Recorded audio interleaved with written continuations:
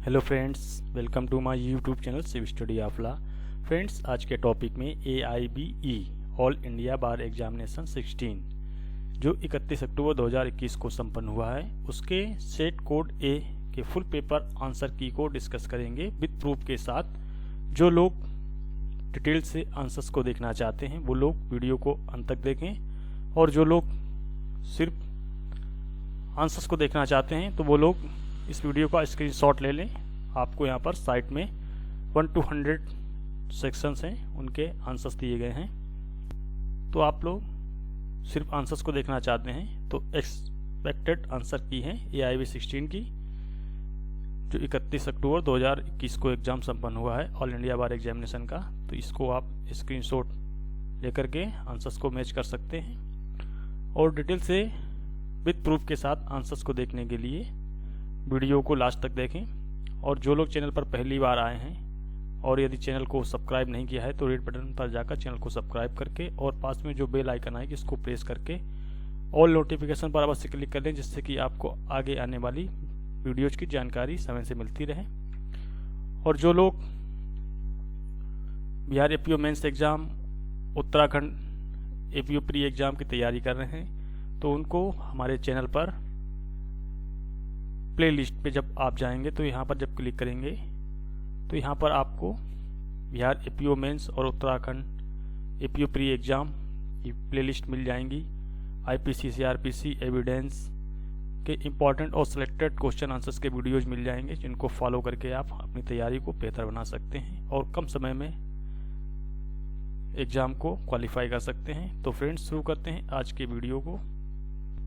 तो AIBE 16 का जो पेपर है ये हिंदी सेट जो है ए है। तो फर्स्ट क्वेश्चन है कि सर्वोच्च न्यायालय द्वारा वर्गीकृत अनुमानों के कितने प्रकार हैं। तो पहला है कि तथ्यों के अनुमान या अनुमेय अनुमान, और दूसरा है सम्मोहक अनुमान या विधिक अनुमान, इनका खंडन योग्य अनुमान हो, और कानून की अटल अनुमान या निर्णायक अनुमान। तो आंसर इसका जो है उपरोक्त सभी आंसर डी है। नेक्स्ट क्वेश्चन है सेकेंड, मेनका गांधी बनाम भारत संघ के मामले में महत्वपूर्ण निर्णय क्या दिया गया था। तो मेनका गांधी का जो मामला है इसमें जो महत्वपूर्ण निर्णय ये था कि राइट टू पर्सनल लिबर्टी के बारे में बताया गया था। तो यहाँ पर उनको सुनवाई का अधिकार दिया गया था। तो ये जो केस ला है राइट टू हियरिंग से रिलेटेड है, आंसर ए सही है। नेक्स्ट क्वेश्चन है 3, अधिवक्ता अधिनियम 1961 जो है कब लागू हुआ। तो 19 मई 1961 को ये लागू हुआ है, आंसर इसका ए सही है। नेक्स्ट क्वेश्चन है 4, एक ऐसे अपराधी को शरण देना जो हिरासत से भाग गया हो या जिसकी गिरफ्तारी का आदेश दिया गया हो, जिसका अपराध मृत्यु दंड हो, तो उसे किस धारा के तहत निपटाया जाएगा। तो IPC की इंडियन पेनल कोड 1860 की जो धारा 216 है, कोई व्यक्ति जो हिरासत से भाग गया हो या जिसको गिरफ्तार करने का आदेश दिया गया हो, यदि वे व्यक्ति मृत्युदंड से दंडनीय हो तो धारा 216 के तहत उसको निपटाया जाएगा, आंसर इसमें बी सही है।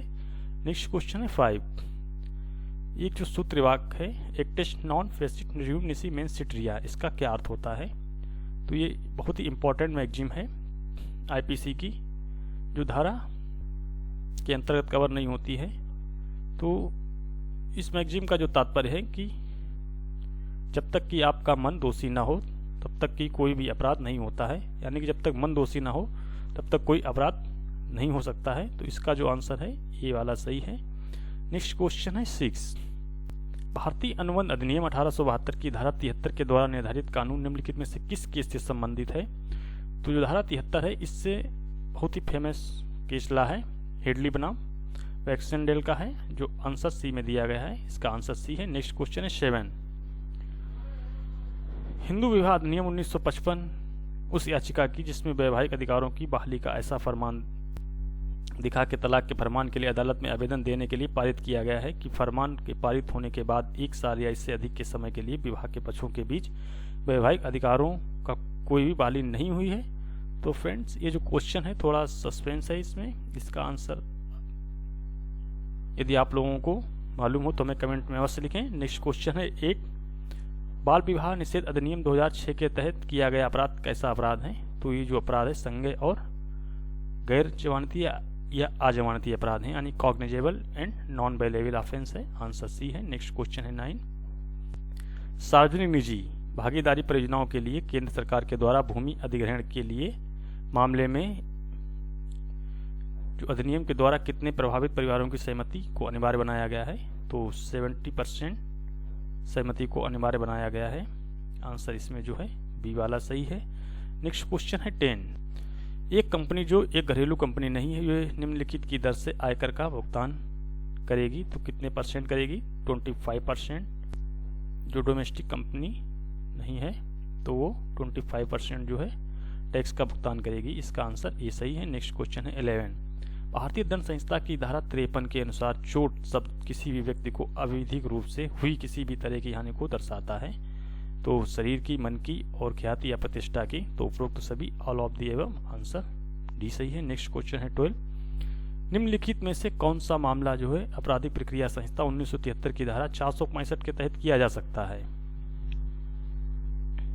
तो 465 के तहत जो किया जा सकता है वो एक मामले के लिए साक्ष्य को दूसरे साक्ष्य के मामले में पढ़ना और फिर से लिखना। आंसर इसका बी सही है। नेक्स्ट क्वेश्चन है 13। निम्नलिखित में से कौन सा कथन है जो डी नोवा मुकदमा के लिए सही है? तो डी नोवा जो होता है वो एक सीआरपीसी का इम्पोर्टेंट रूल है जो कि आपके यहाँ पर सेक्शन बी में दिया गया है। एक डी नोवा मुकदमे में अंतिम उपाय में होना चाहिए। Answer B. नेक्स्ट क्वेश्चन है 14। कुछ मामलों में गिरफ्तारी और नजरबंदी के खिलाफ संरक्षण का उल्लेख भारतीय संविधान के निम्नलिखित में से किस अनुच्छेद में किया गया है? तो गिरफ्तारी और संरक्षण के संबंध में जो प्रावधान है वो अनुच्छेद 22 में दिए गए हैं भारतीय संविधान 1950 के आर्टिकल 22 में। Answer C. नेक्स्ट क्वेश्चन है 15। भारतीय संविधान के अनुच्छेद 300A जो है वो संपत्ति के अधिकार को किस संशोधन के द्वारा जोड़ा गया है? तो 300A को जो 44th अमेंडमेंट 1978 में हुआ था, जो इसको 44वां संविधान संशोधन अधिनियम 1978 के नाम से जाना जाता है। इसमें जो है अनुच्छेद 31 को समाप्त करके इससे पहले जो है 300A जो है इसमें संपत्ति का जो अधिकार दिया गया है उसको 44वें संविधान संशोधन अधिनियम 1978 से पहले जो है मौलिक अधिकार माना जाता था, परंतु 44वें संविधान संशोधन अधिनियम 1978 के बाद मौलिक अधिकार को खत्म करके अनुच्छेद 300A बढ़ा करके उसको संवैधानिक अधिकार बना दिया गया है। तो इसमें जो है 300A जोड़ा गया है 44वें संविधान संशोधन अधिनियम 1978 में। आंसर ए सही है। नेक्स्ट क्वेश्चन है 16। मुस्लिम पर्सनल लॉ शरीयत अनुप्रयोग अधिनियम 1937 की निम्नलिखित में से किस धारा को मुस्लिम विवाह विघटन अधिनियम 1939 की धारा 6 के द्वारा भंग या संशोधित किया गया है? तो धारा जो 6 है इसमें तो निश्चित रिपील दिया गया है और धारा 5 में प्रावधान किया गया है धारा 6 को भंग या संशोधित किए जाने के संबंध में। तो इसका जो आंसर बी वाला ये सही है। Next question 17। रोजगार के दौरान बस दुर्घटना में एक रेल कर्मचारी की मौत हो गई, उसके परिवार के सदस्य किसके तहत मुआवजे का दावा कर सकते हैं? तो यहाँ पर बस दुर्घटना में मृत्यु हुई है और जो कि एक जो रोजगार है वो कर्मचारी जो है वो रेल कर्मचारी है और रोजगार के दौरान उसकी बस दुर्घटना में मृत्यु हुई है। तो यहाँ पर वो मोटर व्हीकल एक्ट्स जो कि MB एक्ट है उसके अंतर्गत भी और एम्प्लॉयज कंपनसेशन एक्ट कर्मचारी मुआवजा अधिनियम 1923 के अंतर्गत यानी दोनों के अंतर्गत दावा किया जा सकता है। आंसर सी सही है। नेक्स्ट क्वेश्चन है 18। बॉलीवुड भारतीय फिल्म उपयोग में कास्टिंग पाउच का एक उदाहरण है। तो पहला है सेक्सुअल असॉल्ट यौन हमला और दूसरा है सेक्सुअल हरासमेंट यौन उत्पीड़न, यानी कि आंसर इसका जो है वो सी वाला सही होगा। बूथ ए एंड बी दोनों सही हैं। नेक्स्ट क्वेश्चन है 19। सरकारी एजेंसियों के खिलाफ प्रोमोजरी स्टेपल का फैसला कहाँ किया गया है? तो सरकारी जो एजेंसियां हैं उनके खिलाफ जो प्रोमोजरी स्टेपल है उसका फैसला पूर्वगामी जो है सभी मिल्स बनाम केरल राज्य के मामले में किया गया था। आंसर सी है। नेक्स्ट क्वेश्चन है 20। अनुबंध की निराशा जो है भारत अनुबंध अधिनियम किस धारा के द्वारा प्रदान किया गया है? तो भारतीय संविदा अधिनियम की जो धारा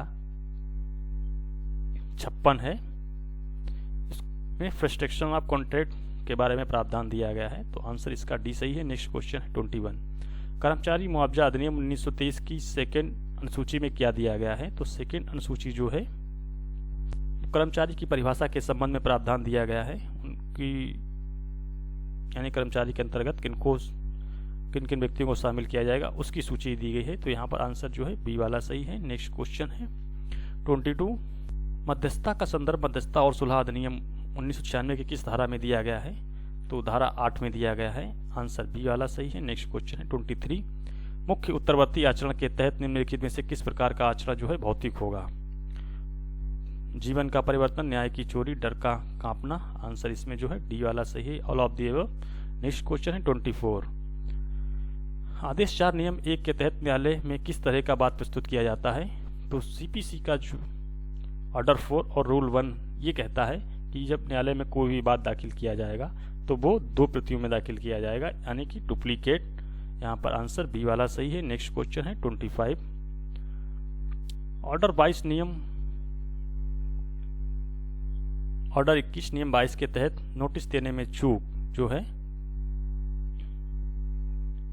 वो निष्पादन जो है उसको रद्द कर देती है। यहाँ पर आंसर ये सही है। नेक्स्ट क्वेश्चन है 26, जहाँ किसी संबंधित व्यक्ति की आधिकारिक क्षमता में किए गए अधिनियम के लिए भारत संघ या राज्य के खिलाफ एक डिक्री पारित की जाती है तो सीपीसी की धारा 82 के तहत किसी भी ऐसी डिक्री का निष्पादन जो है जारी नहीं किया जाएगा जब तक कि डिक्री की जो तारीख से 3 महीने तक की अवधि के लिए असंतुष्ट ना हो। तो यहाँ पर आंसर ए वाला ये सही है। नेक्स्ट क्वेश्चन 27 है, भारतीय संविधान के अनुच्छेद 19 के तहत निवास की स्वतंत्रता निम्नलिखित में से किस दफा में उपलब्ध है? तो आंसर यहाँ पर जो ए दिया गया है ये सही है। तो भारतीय संविधान के अनुच्छेद 19 में टोटल 7 जो ABCDEFGH तक दिए गए थे उसमें से जो है आपका F वाला कैंसिल कर दिया गया है। तो इस समय 19 में 6 प्रावधान दिए गए हैं, तो 5 में निवास के बारे में दिया गया है और 6 में जो दिया गया है वो आजीविका के बारे में दिया गया है। तो आंसर इसमें जो है ये सही है। नेक्स्ट क्वेश्चन है 28, साक्ष्य अधिनियम की किस धारा के तहत प्रवेश को परिभाषित किया गया है? तो प्रवेश यानी कि यहाँ पर एडमिशन स्वीकृति की परिभाषा जो है साक्ष्य अधिनियम की किस धारा में दी गई है? तो स्वीकृति को साक्ष्य अधिनियम की धारा 17 में परिभाषित किया गया है। आंसर इसका ए सही है। नेक्स्ट क्वेश्चन है 29, निम्नलिखित में से किस मामले में सर्वोच्च न्यायालय ने यह माना है कि जांच अधिकारी को जांच के रिकॉर्ड को संदर्भित करने की अनुमति दी जानी चाहिए? तो फ्रेंड्स इस क्वेश्चन में थोड़ा सस्पेंस है, इसको आप नेट से सर्च करके भी देख सकते हैं और सटीक आंसर मिलने पर आप कमेंट बॉक्स में बता सकते हैं। नेक्स्ट क्वेश्चन है 30, सीपीसी द्वारा किस अवधि के भीतर विशिष्ट अचल संपत्ति की वसूली की जा सकती है? तो 6 महीने के अंतर्गत की जा सकती है। आंसर बी है। नेक्स्ट क्वेश्चन 31 है, LAR अधिनियम के अधीन पुनर्सुधार और पुनर्वास के लिए कमिश्नर की नियुक्ति कौन करता है? तो स्टेट गवर्नमेंट करती है यानी राज्य सरकार। आंसर डी है। नेक्स्ट क्वेश्चन 32, यदि कोई पक्ष जिसने अभिवचन में संशोधन करने की अनुमति प्राप्त करने का आदेश प्राप्त किया हो वह कितने दिनों के अंतर्गत उसमें संशोधन नहीं करता है तो उसे जो है न्यायालय की अनुमति के बिना ऐसा करने की अनुमति नहीं दी जाएगी।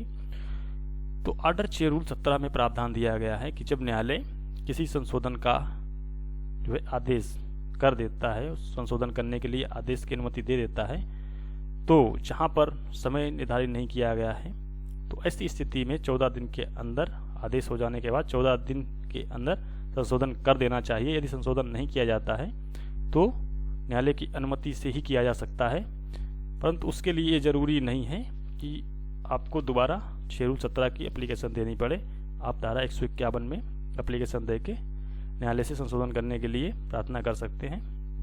तो इसमें जो आंसर है बी वाला सही है, 14 डेज। नेक्स्ट क्वेश्चन है 33, अधिवक्ताओं को कदाचार के लिए दंड अधिवक्ता अधिनियम 1961 की किस धारा के तहत दिया गया है? तो धारा 35 जो है इसमें कदाचार के लिए दंड के बारे में प्रावधान दिया गया है एडवोकेट्स को। आंसर सी है। नेक्स्ट क्वेश्चन 34 है, पेशेवर लापरवाही का आरोप लगाने वाले केसों में अक्सर चिकित्सा पेशेवरों के खिलाफ IPC पेशेवर लापरवाही की किस धारा के तहत आरोप लगाया जाता है? तो IPC की जो धारा है वो 304A में उपेक्षा के द्वारा मृत्यु कारित करना। तो आंसर यहाँ पर बी सही है।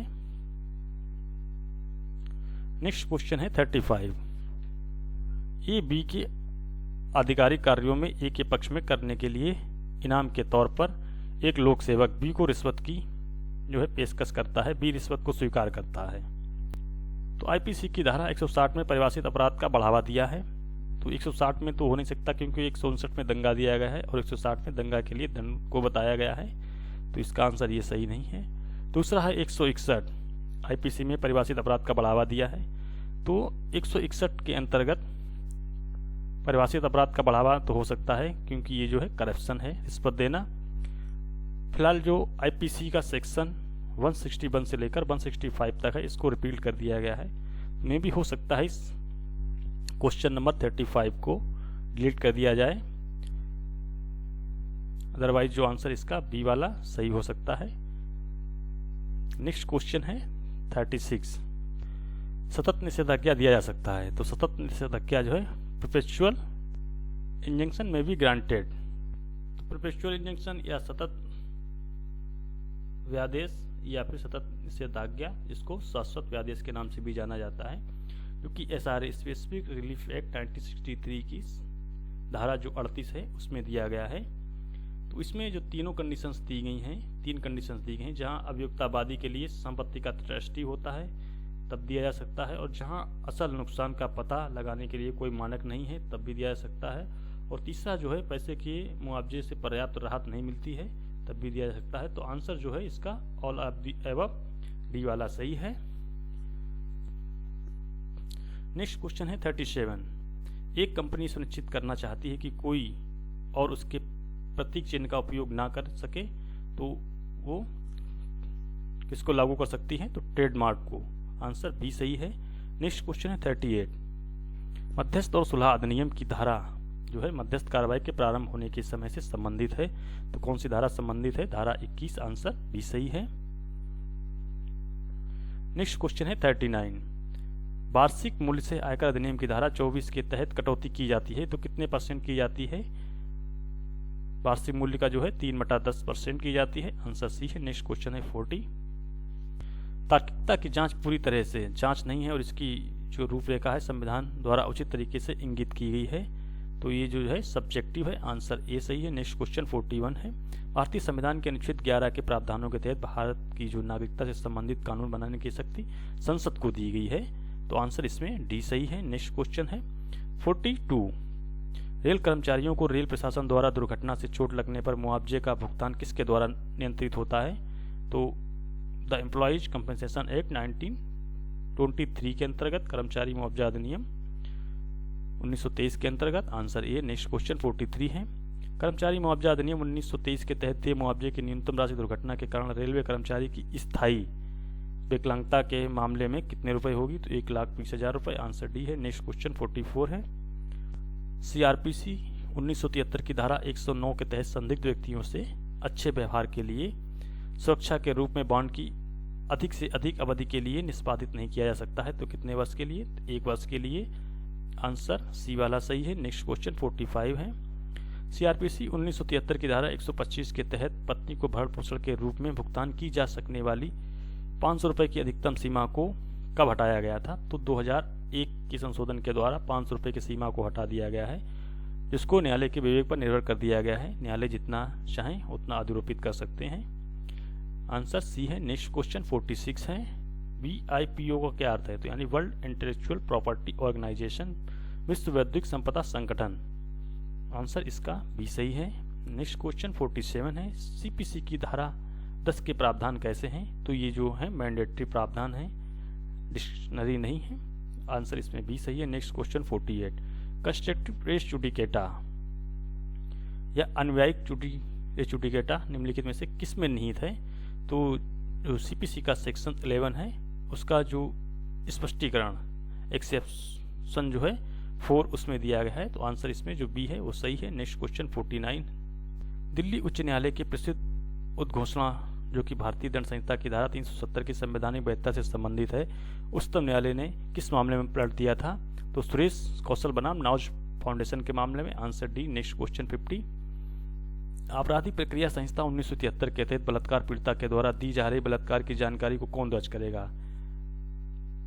तो जो बलात्कार की पीड़िता है उसके द्वारा दी गई जानकारी को महिला पुलिस अधिकारी या फिर कोई ऐसा अधिकारी जो महिला अधिकारी है वो दर्ज करेगी। आंसर डी जो है सही है। नेक्स्ट क्वेश्चन 51, आपराधिक प्रक्रिया संहिता 1973 के तहत जो प्रावधान दिए गए हैं कैसे हैं? सम्मन या तो पेश होने के लिए होते हैं या फिर किसी दस्तावेज या वस्तु को प्रस्तुत करने के लिए होते हैं। आंसर इसका सी सही है। Next question 52।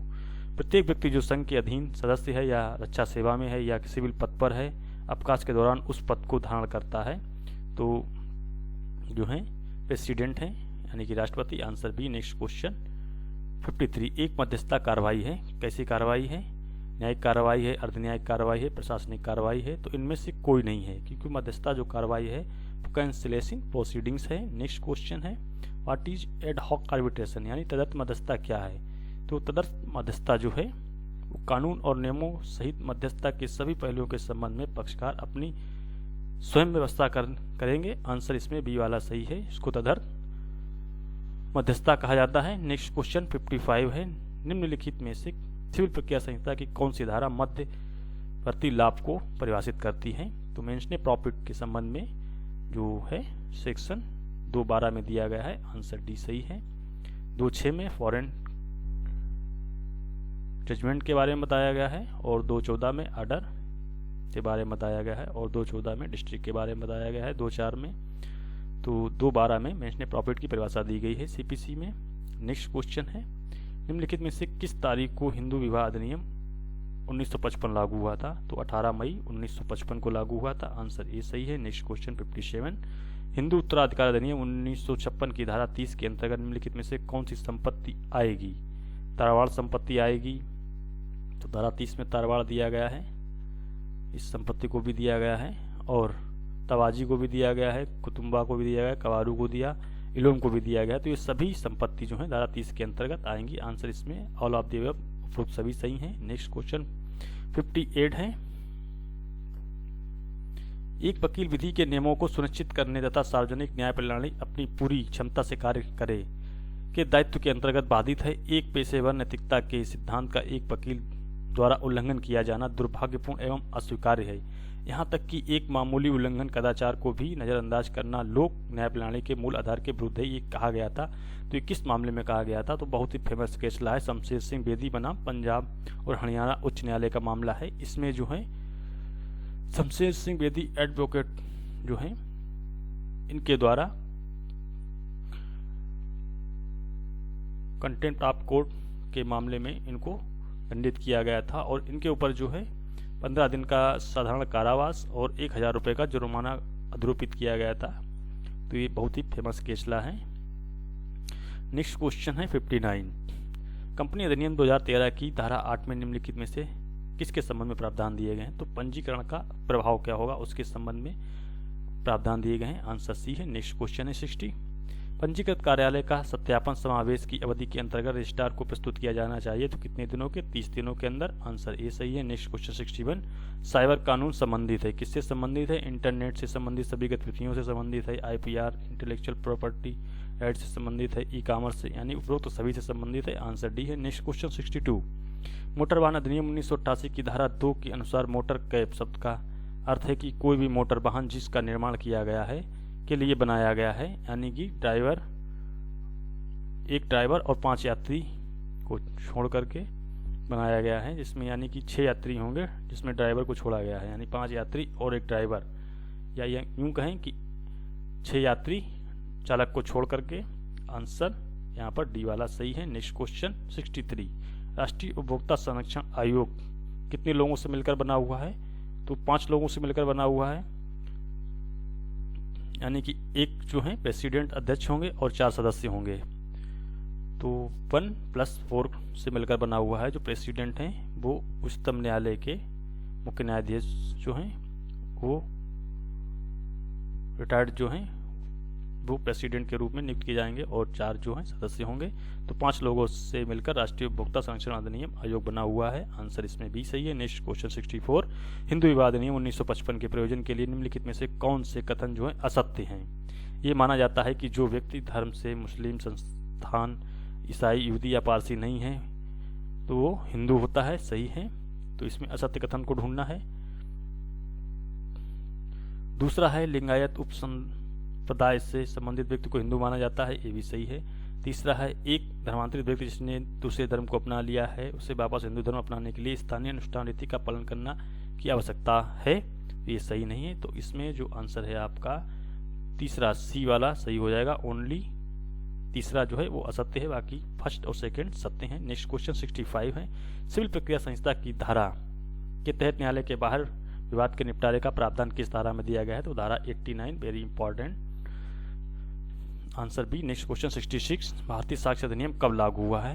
तो भारतीय साक्ष्य अधिनियम जो अधिनियमित हुआ था वो 15 मार्च 1872 को हुआ था और जो लागू हुआ है वो 1 सितंबर 1872 यानी कि 1 सितंबर 1872 को। आंसर डी वाला सही है। अगर अधिनियमित पूछता तो 15 मार्च 1872 आंसर सही होता।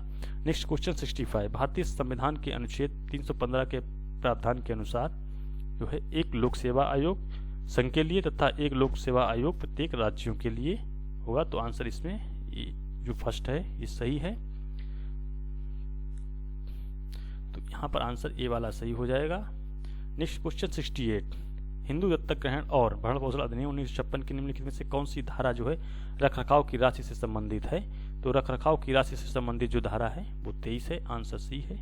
नेक्स्ट क्वेश्चन 69, निम्नलिखित में से किस बात में सर्वोच्च न्यायालय ने सर्वप्रथम जीवन के अधिकार को स्वास्थ्य के अधिकार और अन्य स्वास्थ्यकर स्थितियों के विस्तार के संबंध में प्रश्न पर गौर करने का प्रयास किया था?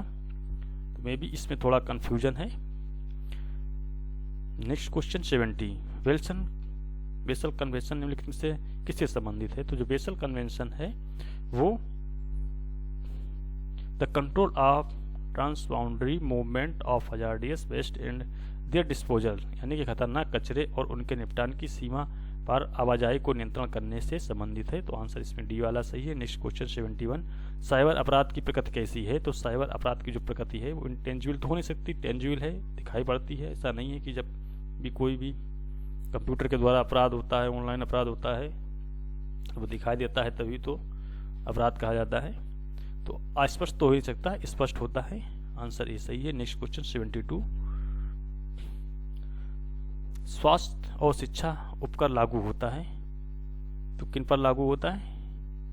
आलएसएस यानी सभी विद्यार्थियों पर लागू होता है, सभी को देना होता है। नेक्स्ट क्वेश्चन 73, संविदात्मक दायित्व बनता है जहां पर, कहां पर बनता है संविदात्मक दायित्व? वहां सिर्फ प्रस्ताव और स्वीकृति है, तो आंसर इसमें ए सही है, क्योंकि वहां एक पक्ष को हानि है तो नहीं बनेगा, एक पक्ष को हानि अन्य पक्ष को लाभ है तब भी नहीं बनेगा। तो नेक्स्ट क्वेश्चन 74 है, कठोर दायित्व का नियम किस निर्णय में दिया गया है? तो वेरी मोस्ट इंपॉर्टेंट केस है कठोर दायित्व के संबंध में जो निर्णय दिया गया है, रायलैंड बनाम फ्लेचर का मामला, आंसर सी है। नेक्स्ट क्वेश्चन 75, अंतिम अवसर का सिद्धांत किस मामले में निर्धारित किया गया था?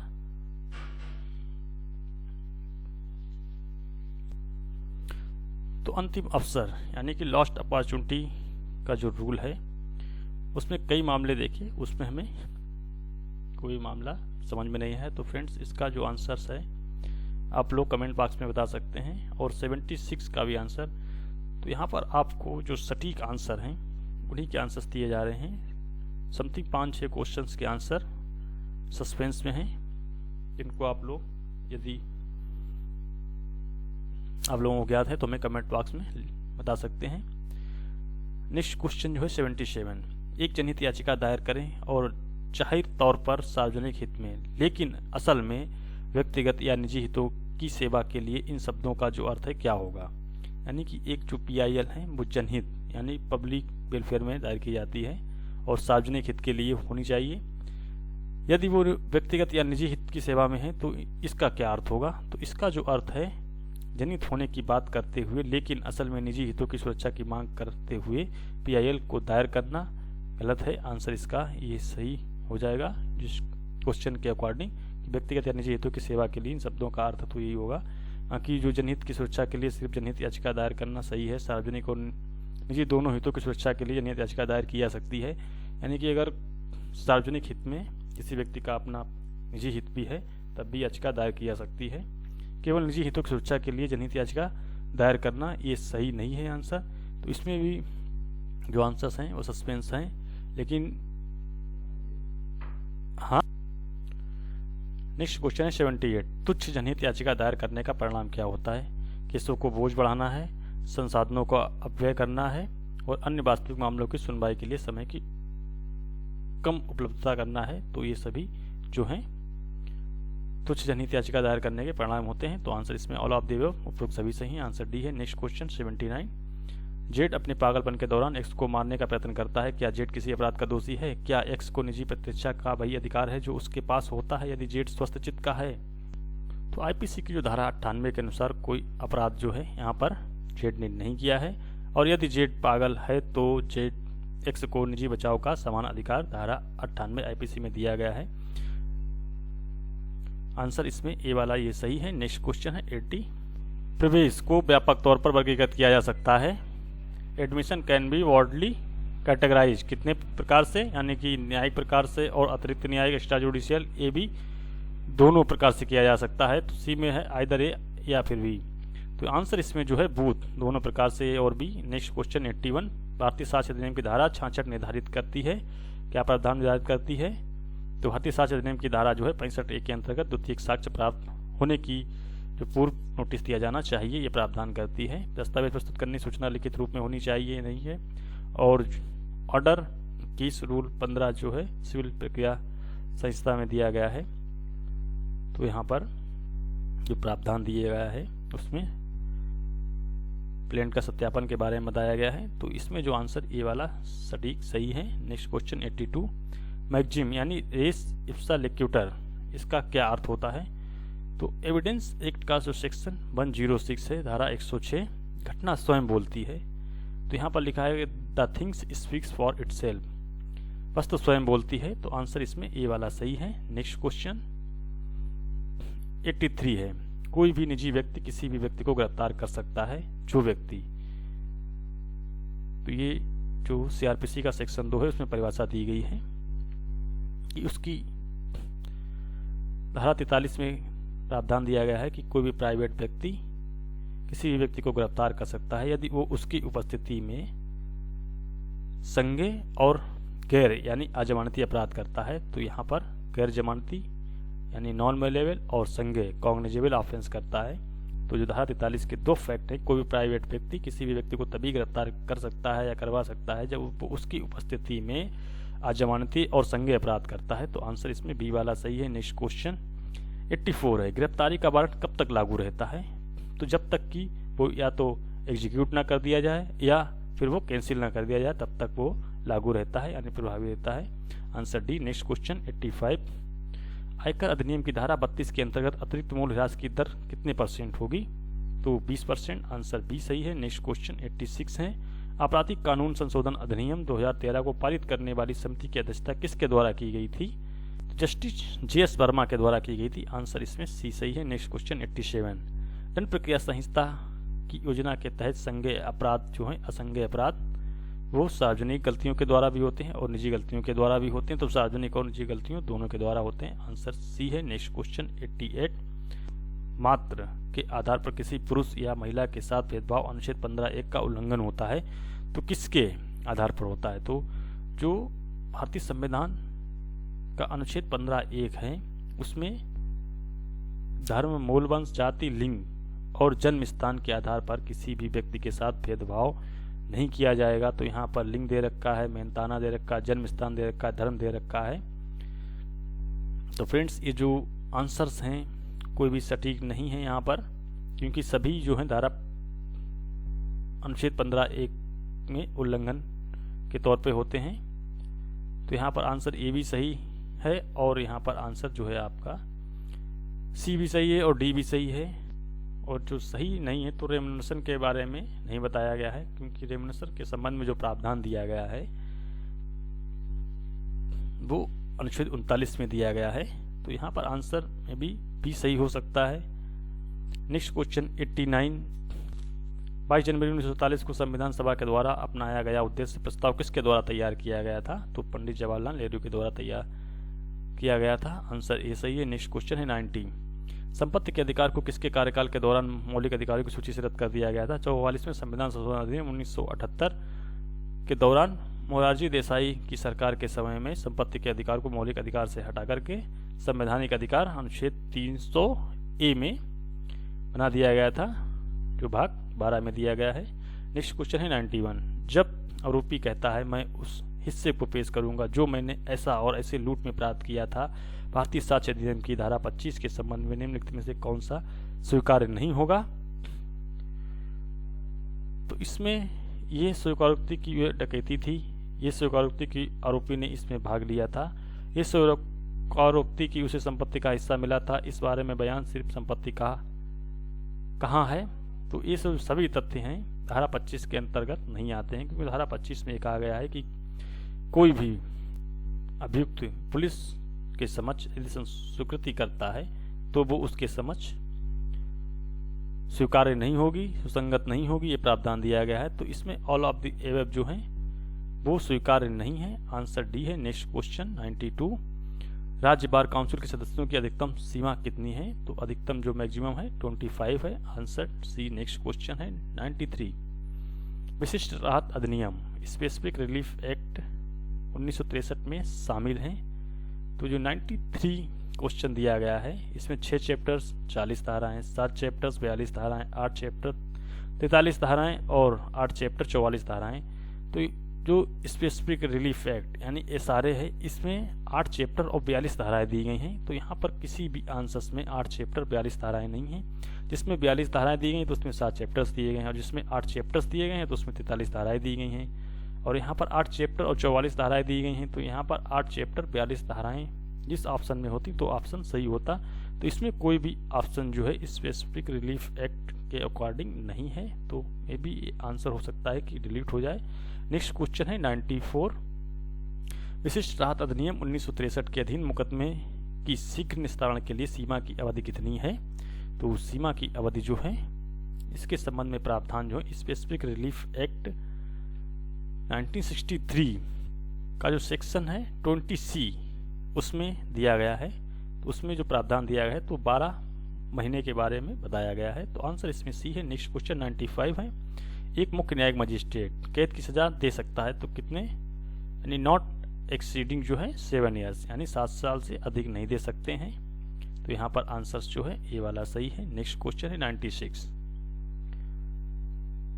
सिविल प्रक्रिया संहिता 1908 के तहत विदेशी न्यायालय का क्या अर्थ है। तो विदेशी न्यायालय की जो परिभाषा दी गई है 2(6) में, उसमें भारत के बाहर स्थित न्यायालय ये भी दिया गया है, और भारत के बाहर स्थित एक न्यायालय और भारत सरकार के अधिकार के अंतर्गत स्थापित नहीं है, तो ये भी उसके परिभाषा के अंतर्गत है। तीसरा जो है भारत में स्थित एक न्यायालय विदेशी कानून लागू करता है, ये उसमें नहीं दिया गया है, परंतु 2 ऑप्शन इसमें आपके सही हैं। तो यहाँ पर आंसर जो है ऑल ऑफ द एबव सही हो जाएगा।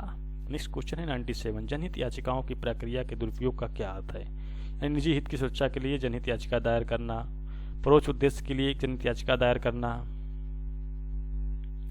जनहित याचिका केवल प्रचार के लिए जनहित याचिका दायर करना। तो ये जो है सभी उपरोक्त तो सभी आंसर सही हैं। नेक्स्ट क्वेश्चन है, प्राकृतिक अधिकाराती से क्या तात्पर्य है। तो नियम बनाने वाले प्राधिकारियों के द्वारा प्राकृतिक मानदंडों का पालन न करना। ये नियम बनाने वाले प्राधिकारियों के द्वारा सभा का पालन न करने के कारण नियम को अधिकाराविहीन बना सकता है और इसलिए शून्य हो जाता है। इसका तात्पर्य है कि कानून की प्रक्रिया में कमी है। तो यहाँ पर जो है अधिकारातीत अल्ट्रा वायरस का तात्पर्य जो है ए और बी में देखने को मिल रहा है। तो आंसर यहाँ पर आपका डी वाला सही हो जाएगा, ए और बी सही है। नेक्स्ट क्वेश्चन है 99, रिकॉर्ड के सामने कानून की स्पष्ट पुष्टि का आधार किस रिट से जुड़ा हुआ है। तो रिकॉर्ड के सामने जो कानून की पुष्टि का वो है उत्प्रेषण रिट से संबंधित है। आंसर डी है, जो सेसरी यानी उत्प्रेषण रिट से जुड़ा हुआ है। नेक्स्ट क्वेश्चन है 100, सिविल प्रक्रिया संहिता के तहत गलत मिलान का पता लगाएं। तो धारा 5 जो है CPC की वो राष्ट्रीय न्यायालय के बारे में बताती है, और धारा 7 प्रांतीय लघुवाद न्यायालय के बारे में बताती है। धारा 9 सिविल प्रकृति के बाद के बारे में बताती है। तो न्यायालयों को आर्थिक क्षेत्राधिकार जो है वो धारा 6 में दिया गया है। तो ये जो मिलान सही नहीं है, तो आंसर इसका सी वाला सही है। और धारा 8 जो है प्रेसिडेंशियल स्मॉल काज कोर्ट यानी कि प्रेसिडेंसी लघुवाद न्यायालय के बारे में, ये भी मिलान सही है। तो जो मिलान सही नहीं है, धारा 9 वाला सही नहीं है, तो आंसर इसमें क्वेश्चन के अकॉर्डिंग सी वाला सही हो जाएगा। तो फ्रेंड्स, आज के टॉपिक में हम लोगों ने ऑल इंडिया बार एग्जामिनेशन 16 के मैक्सिमम 90+ क्वेश्चन के आंसर्स को देखा। तो उन आंसर्स को हम लोगों ने छोड़ दिया है जो सस्पेंस में थे। यदि आप लोगों को उन क्वेश्चंस के आंसर्स पता हैं तो आप लोग हमें कमेंट में बता सकते हैं, और मे भी हो सकता है कि कोई आंसर गलत भी हो सकता है। तो अभी ये जो है एक्सपेक्टेड आंसर्स की है, ओरिजिनल आंसर्स की जो है ऑल इंडिया बार एग्जामिनेशन की वेबसाइट पर आते ही आप लोगों को उपलब्ध करा दी जाएगी। जैसा कि ऑल इंडिया बार एग्जामिनेशन का जो एग्ज़ाम है, इसको पास करने के लिए यदि SC कैंडिडेट्स के अंतर्गत देखा जाए तो 35 मार्क्स यानी 35 क्वेश्चंस लाने अनिवार्य हैं, और OBC जनरल के लिए जो है वो 40 मार्क्स लाना अनिवार्य है। तो पासिंग मार्क्स को देखते हुए आप लोग क्वेश्चन के आंसर्स को मैच कर सकते हैं, और नीचे जो है वीडियो के डिस्क्रिप्शन बॉक्स में आपको आंसर्स की भी उपलब्ध करा दी जाएगी। तो इसको भी फॉलो करके आप आसानी से आंसर्स को मिला सकते हैं। तो फ्रेंड्स, आज के टॉपिक में इतना ही। मिलते हैं आप लोगों से नेक्स्ट टॉपिक में। तब तक के लिए bye bye and take care. जय हिंद, जय भारत।